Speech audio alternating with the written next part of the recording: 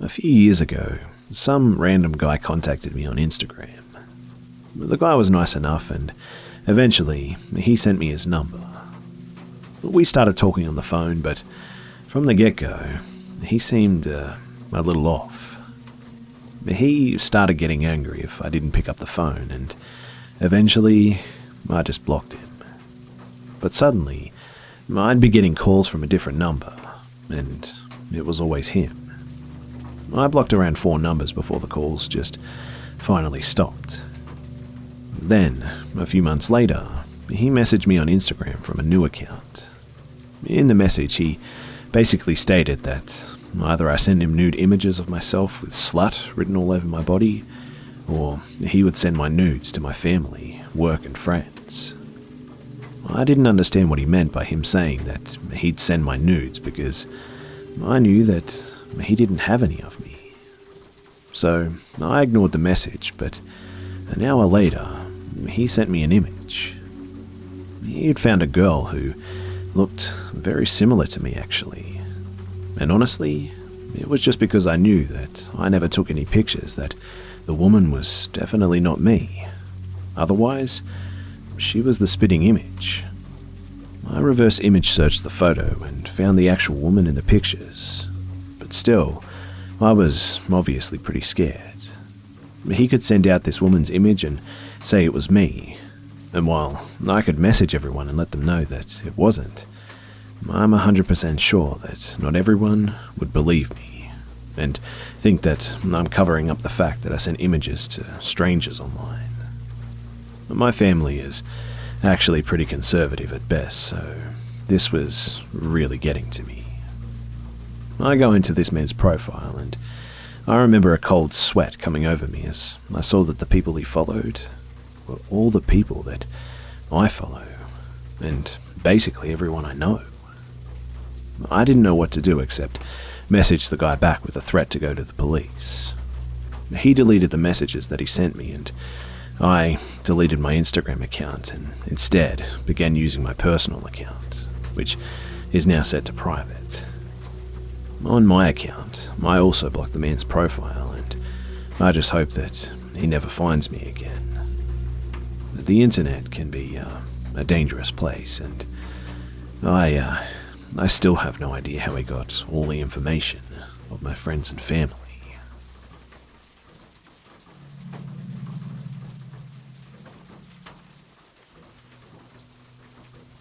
This was quite a while ago, so please bear with me. I was a sophomore in high school, finishing up band practice, and it was in the afternoon, maybe 7:30, and me and my friends are talking for a bit. We always chatted a bit after practice to avoid the crowd of people in the band hall, plus it gave us a chance to unwind a bit. We see one of our friends, a freshman, talking to his dad and his little sister. Now, none of us had ever spoken to his dad before, but we had heard things and knew he was just a bit, shall we say, off. So that's why we didn't really question what happened next. My friend was chatting for quite a bit, and finally, the dad calls us over. Now, the guy my friend is talking to looks remarkably like him. Same hair, same skin tone, very similar mannerisms too, and the guy is pretty greasy looking, and he seems visibly uncomfortable and is obviously in a huge hurry to get out of there. He was shuffling about and won't keep eye contact. And he seems to be eyeing us up in a strange way. But again, he's our friend's dad, and we knew that he was pretty strange, and so we were not really thinking much of the whole situation.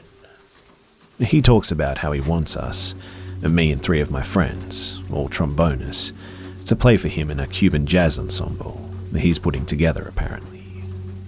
We're all pretty big into jazz at this time, and he mentions how we'll all be getting paid for both practices and performances, and we're all very excited. He's really insistent on us leaving with him that moment to meet the rest of his bandmates, and me and my friends are all for it. Now, we haven't really been noticing this girl that was standing next to him this whole time. She's been really quiet this whole conversation, but she was very visibly uncomfortable with the whole situation. Our band director had noticed us by this time and walks on over. She was a very no bullshit, hard-ass kind of person. She comes and asks, "Who's this guy?" And of course, I think she's mad because we've been taking our time and putting our stuff away, so I just respond, "Oh, he's our friend's dad, and he..." And right then, my friend cuts me off and says, "What? He's not my dad?" Now at this point, the man gets very irritated. Our director tells him that he needs to leave, and this is when I start noticing the little girl more. First of all, she looks nothing like this man. This is pure conjecture on my part, but her skin color, her eye color, hair color, none of them matched him. The man starts arguing with my director, saying how she can't talk to him like that, and he seems like he's about to punch our director, in fact. By this point, he's attracted some attention, and our two other directors are here as well. The little girl is grabbing him by the shirt, trying to keep him back. She's not crying, but her voice seems like she's about to. She's pleading for him to stop and asks him to please just go home. Now, this is the first time the girl spoke to me, and so this is when I first get a good look at her. And she was really, really thin, wearing a t-shirt and shorts, and is younger than us by maybe a couple of years. She also has some pretty obvious bruises, and as mentioned above, looks nothing like her dad. Finally, it seems the man's given up, and he's attracted quite a crowd, and he shuffles off. He doesn't really run to his car, but he goes off as fast as he can without actually running, tugging the little girl at his side. They call the cops, and the cops circle the area looking for him or his car, but there's no sign, and we never saw him again. After the incident, we spoke to our friend about it, and he mentioned how the little girl approached him first, and tried to get him to get into their car before the man finally got out of the car and started to talk to my friend himself. I'm still not too sure what was going on that day.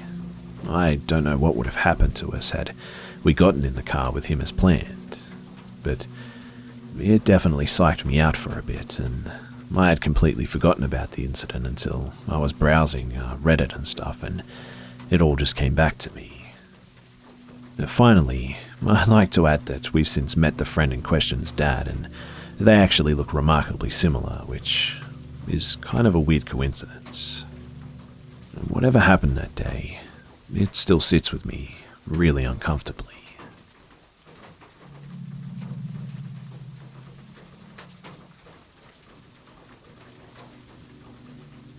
So, this happened about 3 or 4 years ago when I was on a holiday at the West Lake in Hangzhou in China. I live in Beijing for reference, and I do speak Chinese. My girlfriend and I, we had been walking around the lake for a couple of hours, and I needed to go to the toilet, so we were looking for a public bathroom. It's a pretty touristy area, so after another couple of minutes of walking, we finally found one. Inside the bathroom, there were 2 urinals on each wall, so they came together in a kind of L shape. Nobody else was in there at the time, and I headed to one of the urinals closer to the corner, and as I was trying to pee, I saw somebody to my right in my peripheral vision.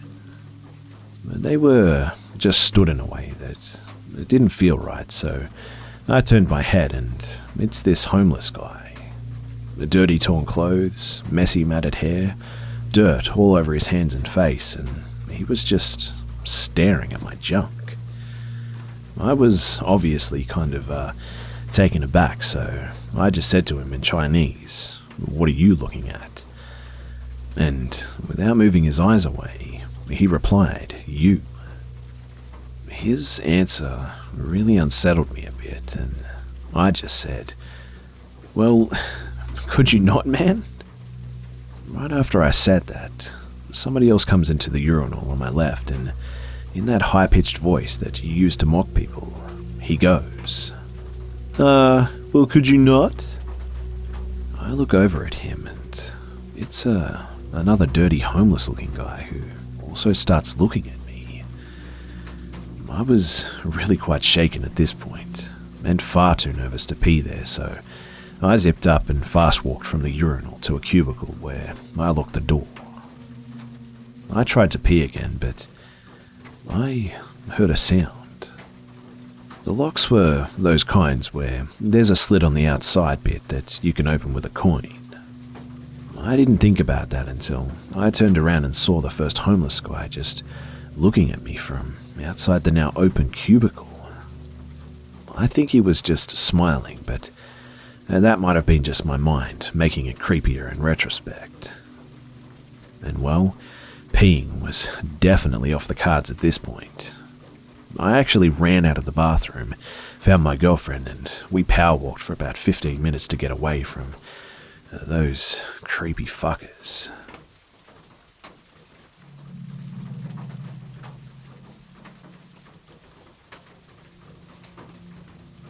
So this happened when I was about 7 years old to my uncle. He's no longer with us, and I want to share his story. Growing up, I lived in northern Michigan on 5,000 acres of farm and ranch land that backed up into state land.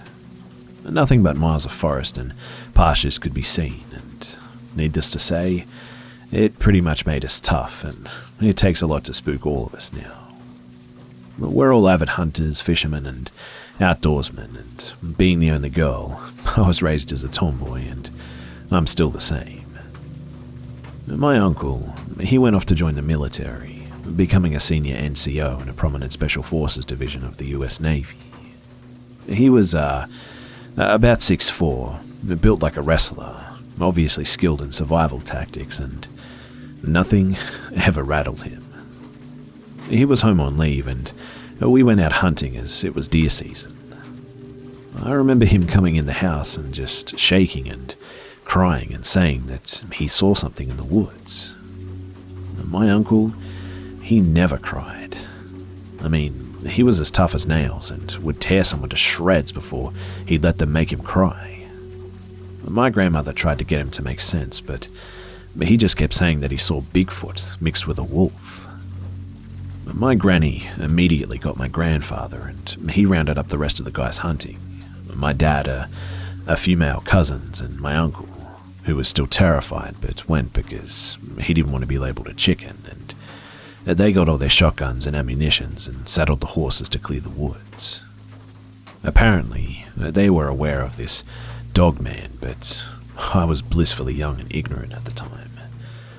They told me to stay inside, and for no reason was I to step outside of the house until they returned. I had never heard my dad and grandfather so serious, so I just hid in my room. Sunset comes and they still aren't back. I'm really worried at this point because they've never stayed in the woods until after dark. Shortly after, though, I heard the sound of horses running to the barn and their voices, and man, was I relieved. They looked troubled, though, when they came into the house, but didn't say anything, probably to not spook me. At dinner, though, my dad laid down the law, and I was no longer allowed to play outside or go to the barns alone. I had to have my grandfather with me at all times. Of course, I was upset by this and felt my independence was being taken away from me, but I obeyed. The next morning, my dad and grandfather taught me how to shoot, and after that, I knew it was pretty serious. I actually overheard the adults talking the next night too. Apparently, there were tracks where my uncle had his sighting of this wolf thing, and they were definitely dog tracks. As I said before, we're avid outdoorsmen and hunters, and we can definitely identify tracks easy, but this one, it was difficult to identify. And about 8 foot up in a tree were these claw marks. No Michigan bear could make those, and we also found claw marks of about the same height on multiple trees throughout our property. Had cattle mutilated, and not in the way a coyote or bear would, and it lasted that whole winter. We actually lost about 30 to 40 cattle that winter, and all of them were mutilated. All with the same wolf dog tracks in the snow too. I really feel like this experience kind of changed my uncle. He did multiple tours in the Middle East for Desert Storm and Operation Iraqi Freedom before he, took his own life. But after that experience, he was just never the same. He went from not ever drinking to never seeing him without a bottle of Jack, and his eyes were always haunted. He changed his personality and never went out in the woods again. He quit hunting, and he eventually just quit coming home to visit on leave. He didn't even come home for my dad's funeral 2 years later. Honestly, it was heartbreaking to see him deteriorate the way that he did. And I truly believe that he saw something out there, and ultimately, it did kill him.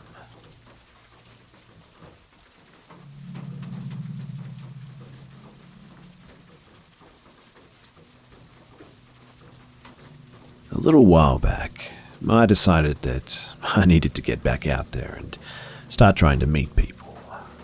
Not necessarily actively looking for a relationship or anything, but meeting people at the bars it wasn't working for me, so as most single college girls do, I downloaded a dating app. I met a lot of people and talked to them online, and it gave me the confidence to try and actually go out on a date every now and then. I didn't meet up with many of these guys in person, but there were a few. Most didn't lead to a second date, but there was one that was worse than the rest. I met this guy, Alex, and we made plans to go out to dinner. He said that he wanted to take me to this nice restaurant in the town between us, but when the day came, he never answered his phone. The next day, he contacts me with a story about getting stuck at work and forgetting his phone at home. Whatever. Excuses, and I wasn't really buying it, but he asked to reschedule. And stupidly enough, I said yes. So, the day comes and he tells me to meet him at his house, and he'll drive us to the restaurant that he made reservations at. He said to come hungry like 3 times and kept reminding me not to eat beforehand. I guess this place has big plates or something. Now, I don't really like meeting people for the first time at their home or getting into their car, but we'd been talking for over a week, so I figured what the hell. But when I got close, he calls and tells me to park in the parking lot down the road. Weird, but okay. A small driveway, I guess, or something.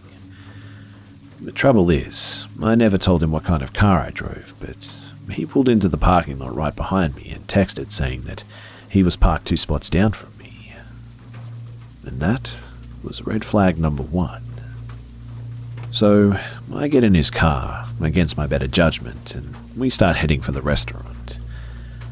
Now, I didn't know where we were exactly, and I'm not really familiar with the town, but I know the restaurant that we were heading to, and it shouldn't have been more than like 10 minutes away on a major highway. But almost 25 minutes later, we're driving down some dark back road, so I looked at him and said, "Hey, where the hell are we going anyway?" And he proceeded to tell me that he hadn't told me the full story. Apparently, when he called to make reservations, it took 3 times of calling before they actually answered. And when someone finally did answer, they told him that they had moved locations and given him a description of where they were now located, like an intersection or something. My stomach dropped when I realized that we had passed that intersection probably 5 minutes before this point, and I realized that he didn't have an address punched into his GPS, even though the GPS was running. Obviously, that was red flag number 2. So, I pulled up my GPS, punched in the name of the restaurant, and it said the business was closed for the day. Red flag number 3. At this point, yeah, I know I was being stupid, but I stayed and we hung out and talked and got to know each other. Still, the way he went about things was really creepy. When he couldn't find the restaurant, he just kind of said, "Don't worry, I know a place that we can go," and drove farther into the darkness, eventually pulling over to a trail in the woods and told me that we had to walk the rest of the way. He said that we were going to go stargazing, and the spot was beautiful and all, but the whole way through the woods to the clearing, he just kept cracking jokes about how he swore that he wasn't a serial killer or something, and telling me to promise that I wasn't going to steal his keys and take the car and leave him there. Red flag number 4. I'm not sure how to explain this, but through half the night, he just kept lying to me. He would tell me these big elaborate detailed stories and then suddenly end with, "Just kidding, that never happened." It was funny the first time when he tried to convince me that he got so drunk one night at college that he got his penis pierced. But after 2 hours of this shit, I realized he had been just kidding about almost everything that he'd said. I realized that I didn't even really know any true thing about this guy. Red flag number 5. And yes, I know I'm an idiot. We were talking about going to watch a movie at his house at some point, and he was all for it. But then, apparently changed his mind and pulled the car over in front of a park suddenly on the way back. He said that he'd rather stay here, and he kept trying to dare me to run through the park naked and ask me weirdly sexual, personal questions, like about specific experiences, not even general thoughts or preferences or anything, but actual experiences. And suddenly, he demanded to know if I was going to kiss him or not before the night was over, and said that he wanted to put on chapstick first. This guy literally made me dig through my purse looking for chapstick while he sat in the driver's seat making a big show of licking his lips and trying to subtly rub himself through his pants. I told him that I didn't have any chapstick, so he said that that was fine, but why don't you crawl on over here and show me what you got? Cue patting his lap. I told him that I wasn't comfortable with that, and he then proceeded to reach around me and try to drag me into his lap, using my butt as leverage. I told him again that I had no intention of sleeping with him or anyone on a first date, and he began to say that that was fine, but how about a little minute or two of a preview? Cue dragging my hand onto his lap. That was obviously the final red flag, and sirens are going off in my head now. I got mad at this point. This was after he'd spent days telling me how much he hates men who try to force themselves upon women, and how he doesn't understand how anyone could do that, let alone get pleasure from it. This, after he said that he didn't want to sit too close to me while we were stargazing, so he didn't make me feel uncomfortable too. It was honestly like a switch had flipped or something. I told him that trying to force me wasn't going to make me any more likely to agree, and that I thought that he was supposed to be a gentleman and all, like he'd been telling me all the night that he was. He told me that he thought that I was scared of how big it was, and if I didn't want to, do anything with it, there were other options. Again, he tries to grab my hand. I told him again that this wasn't going to happen, and he pouted about it. I was racking my brain, trying to think of an excuse to get him to drive me back to my car when he pulled out his phone, opened a text message thread, and then looks at me and says that he got a text from his uncle that he lived with, saying that something had happened at the house and he needed to get home ASAP. Obviously, I'm done at this point, regardless, but I hate being lied to. If you weren't having a good time, you could have just asked to call it a night. Why lie? Why make up false intentions and then deliberately act the exact opposite way of what you said? Just why? But to make things worse, he dropped me off at my car in a dark parking lot at midnight and then just drove off before I had even walked to my car. Obviously, there was not going to be a second date with this guy. But the kicker is that I drove by the old location of the restaurant a few days ago, and it had never moved. It's still open and right on the highway. And his house about 2 minutes down the road, well, that was non-existent too. So, where the hell was this guy taking me?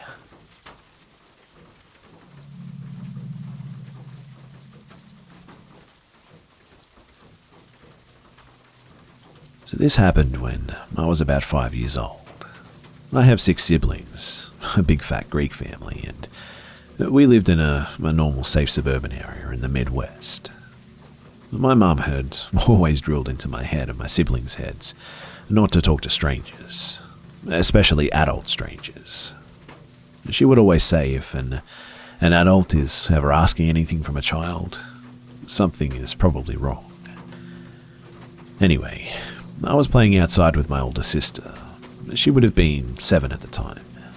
Our house was on a corner, so we had the main road and then the road leading into the neighborhood. We had just got our first family dog, and she was a beagle, so she was tiny, and we had her tied up to one of our trees. I remember being by the puppy and playing with her by myself for a little bit, and at that point, she was only about a month or 2 old. A gold sedan pulled up along the road, leading into the neighborhood, and a grown man got out, probably in his mid-30s, and he called out to me, and it went like this. "Hey, that's my dog." No it's not. This is our dog. Her name is Corky." "No, really, that's my dog. I lost her and I've been looking everywhere for her. Come here, I have a picture of my dog and I'll show you and you can see that it's mine."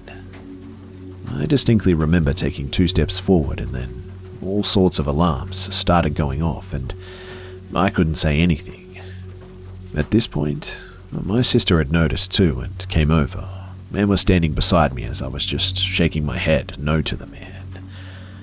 My brother had been in charge of babysitting my sister and I, and must have heard the conversation from inside because he ran outside and started yelling at the guy, asking if there was a fucking problem. At that point, the man got in his car real quick and sped off. I always wonder just how different my life would be today if I had been too naive of what horrible things adults are capable of back then. So, I'm super grateful to my big brother who saved my ass that day, and to my mum who made me paranoid, and for good reasons.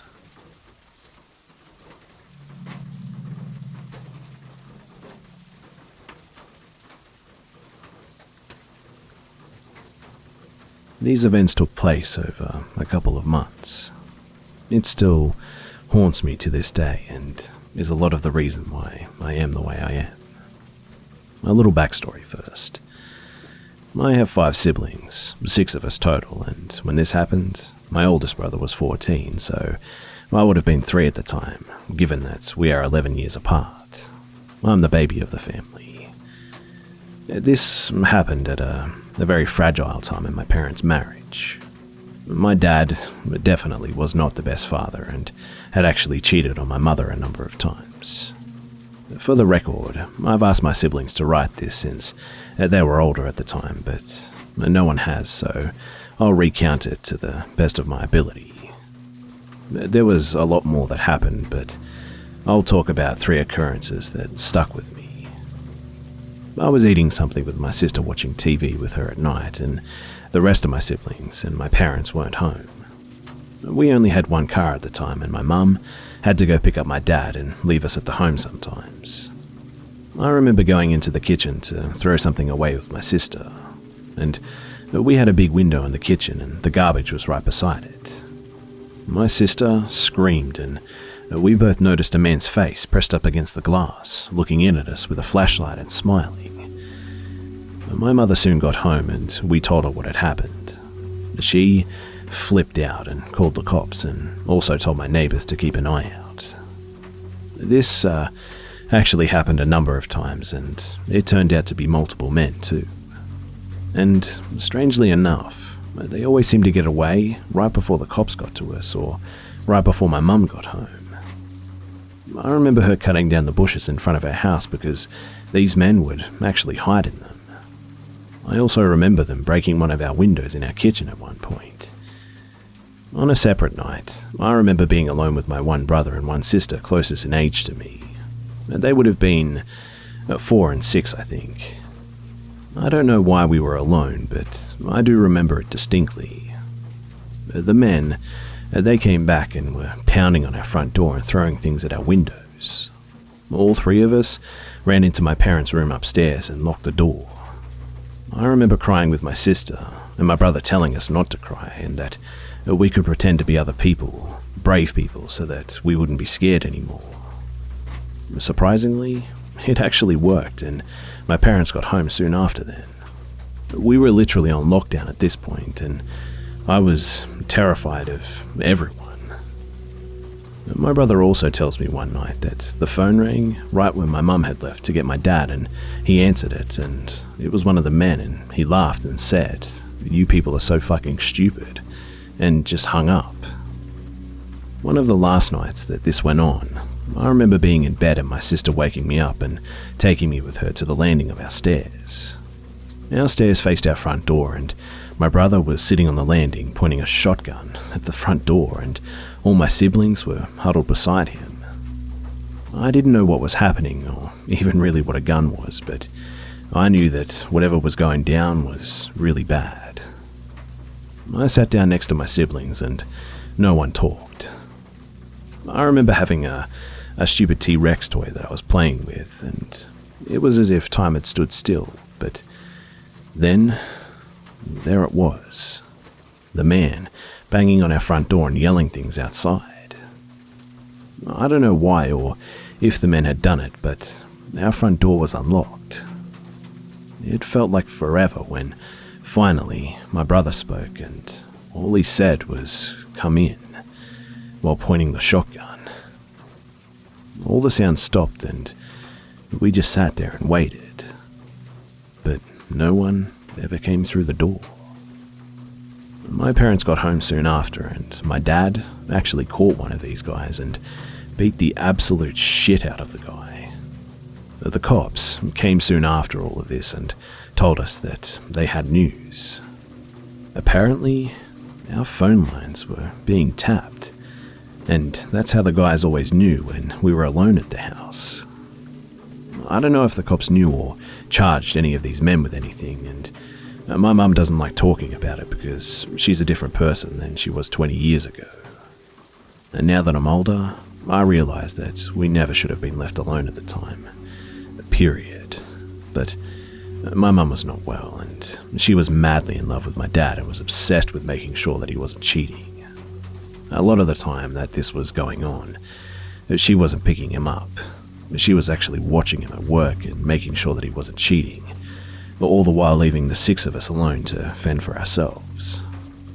I realise how insanely selfish this is, but I've forgiven my mum for it. She's still with my dad, and I'm working on a better relationship with both of them at the moment. Looking back, it doesn't feel real. I mean, we found out all of this happened from a psycho bitch that my dad cheated with, who got her loser middle-aged guy friends to terrorize a bunch of children. For the record, I actually found this woman and sent her the nastiest message a few years ago when I turned 19. This stuff, it kinda keeps me up at night sometimes.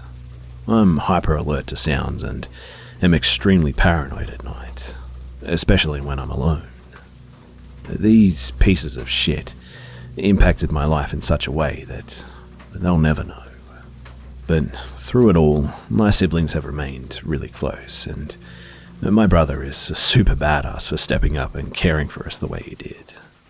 He still tries to this day to be our protector, though we've all grown up by now.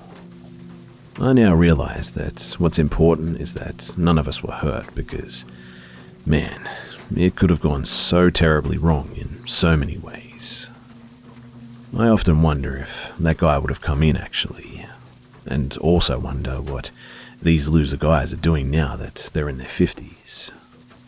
Regardless, I hope I never see them again because, honestly, I may just kill them.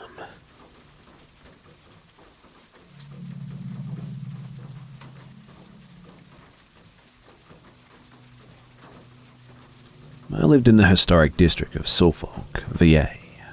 Not the best place, but hey, what can you do?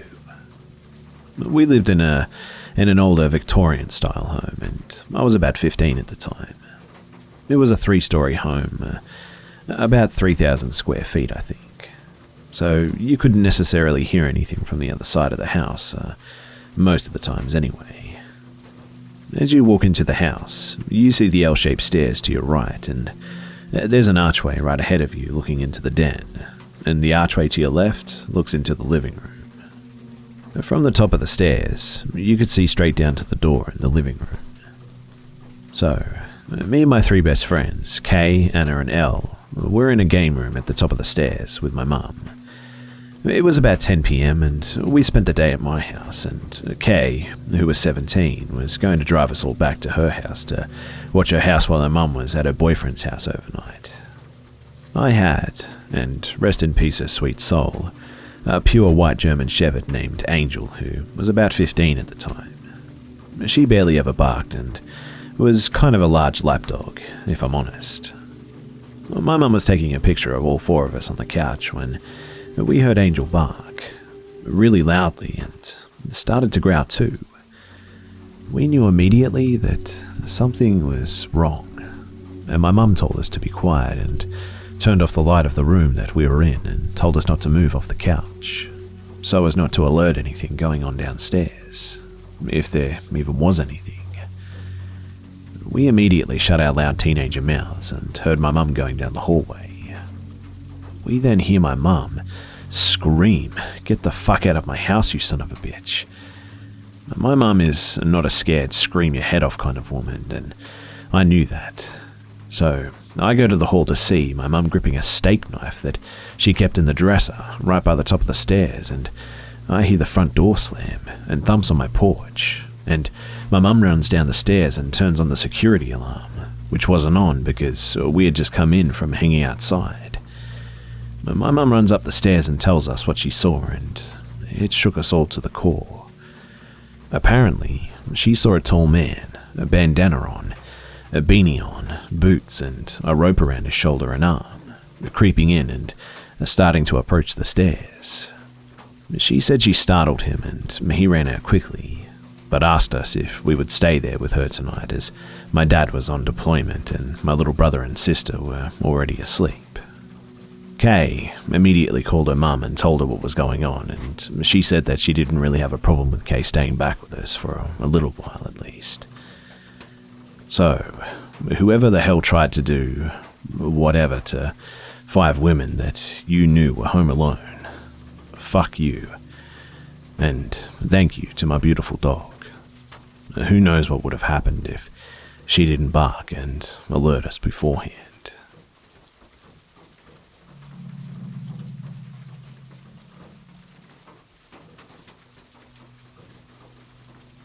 So this just happened a few days ago, and I'm extremely shaken up by it. Some backstory. I live on the 2nd floor of a 3-level apartment. We have a crawl space that connects all the apartments, and we aren't sure why it's there, but we have all this stuff in it, and none of us would ever even attempt to go inside of it, so we felt that it was pretty safe. The other night, the sun was setting, but it wasn't pitch black out or anything yet.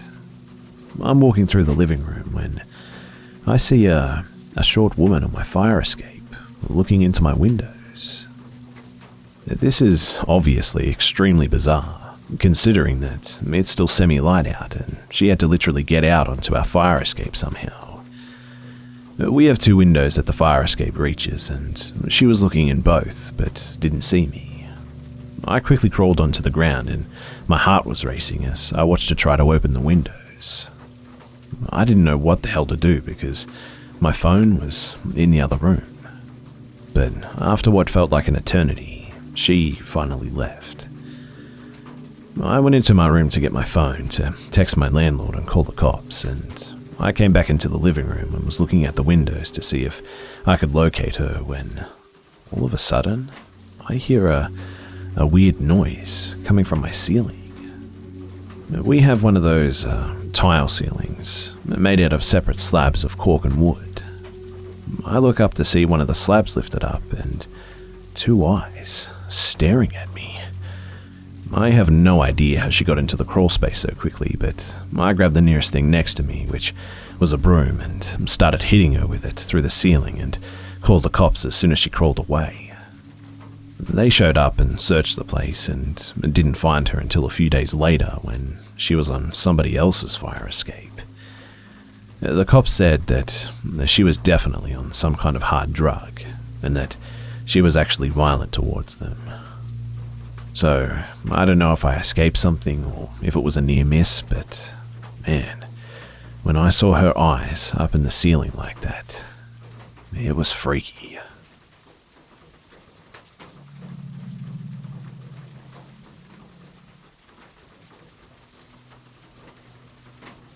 This happened 4 years back. I was about 14 years old and my parents were out and had left me and my little sister, at 10 at the time, home alone. It was about 10 or 11 p.m. when the lights go out. And this used to happen sometimes in my country since it's kind of a new country and it's really poor here. But that time, I noticed something out of the ordinary. Only the lights in our house were out and my neighbors, their lights were on. I had a bad feeling, so I quickly locked all the doors and closed the blinds. I told my sister to hide behind the couch and not to go out whatever happened. I hid somewhere else with a knife and tried to call my mum, but she didn't pick up, so I just sat there and waited. After sitting there for a while, I thought it was over, so I get out of my hiding place and head to the kitchen, where we had the back door to look out the window. Before I get close, I hear the doorknob turning. It doesn't work, so the person on the other side tries it again, now violently. And that's when I panicked, and I shouted, "Who the fuck are you? Get the fuck out of my house. I've called the police." I hear quick footsteps, and then nothing. I went to the other room and looked out the window, and I saw someone running out of my backyard. My sister was crying, so I comforted her while we still stayed hid until my parents came home after an hour. We told them everything, and my dad said that whoever that was, he had intentionally cut the house's electricity to scare us or something. To this day, every time the electricity goes out, I still get kind of scared, and I'm glad that we're all okay.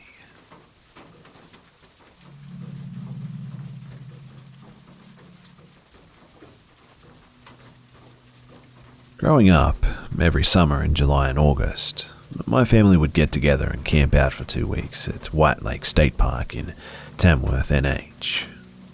Some of my best childhood memories were actually made there.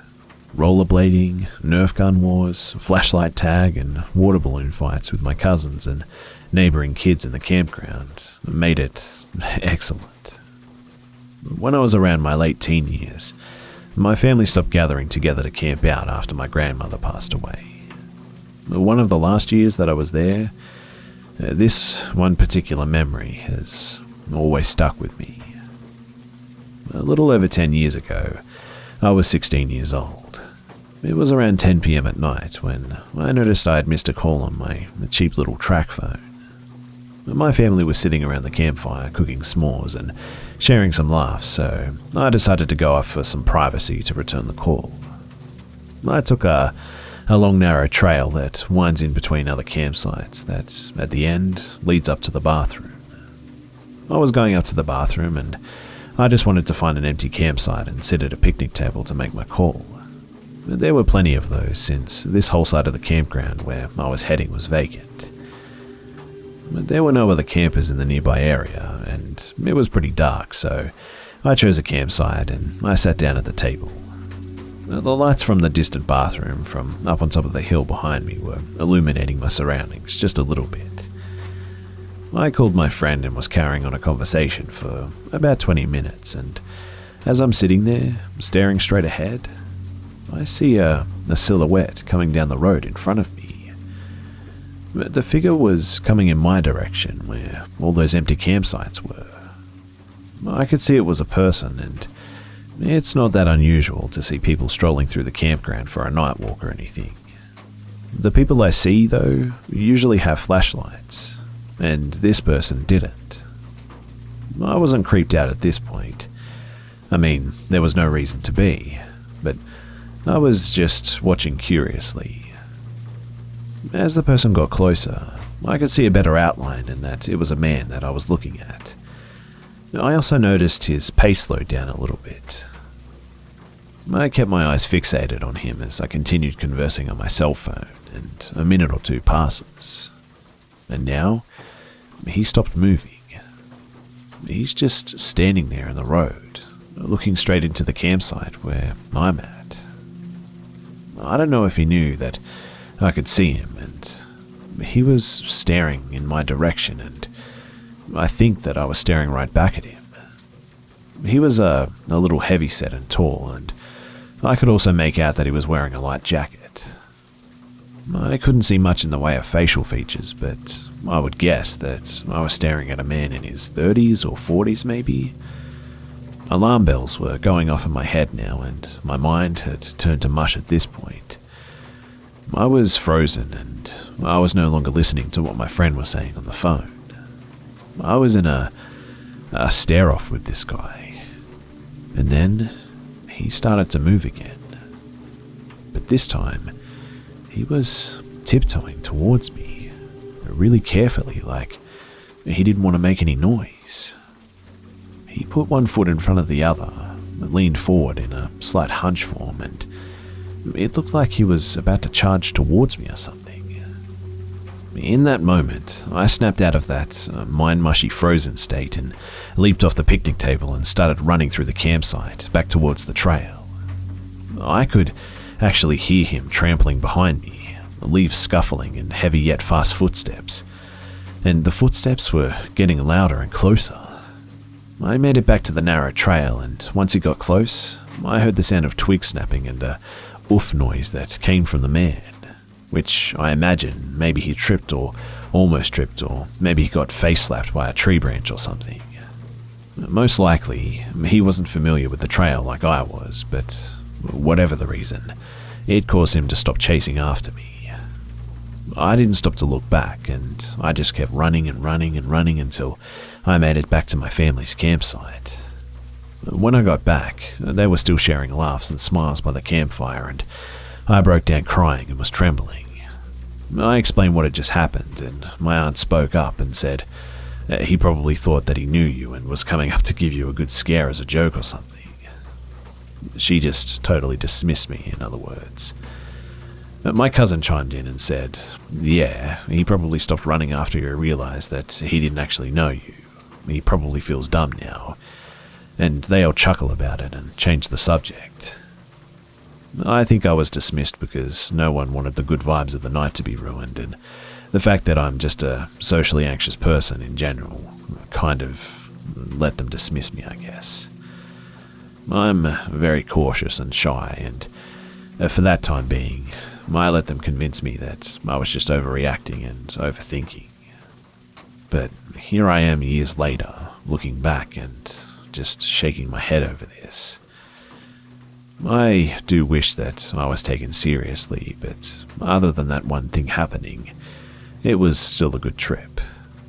My experience makes me think twice about going for a walk by myself anywhere these days, and I carry pepper spray and a mini keychain alarm on me now. Anyway, I don't know what this guy was up to, but it sure was fishy, given that he was alone in a campsite with nobody else there and was obviously trying to sneak up on me. I'm just glad that I can run pretty quickly.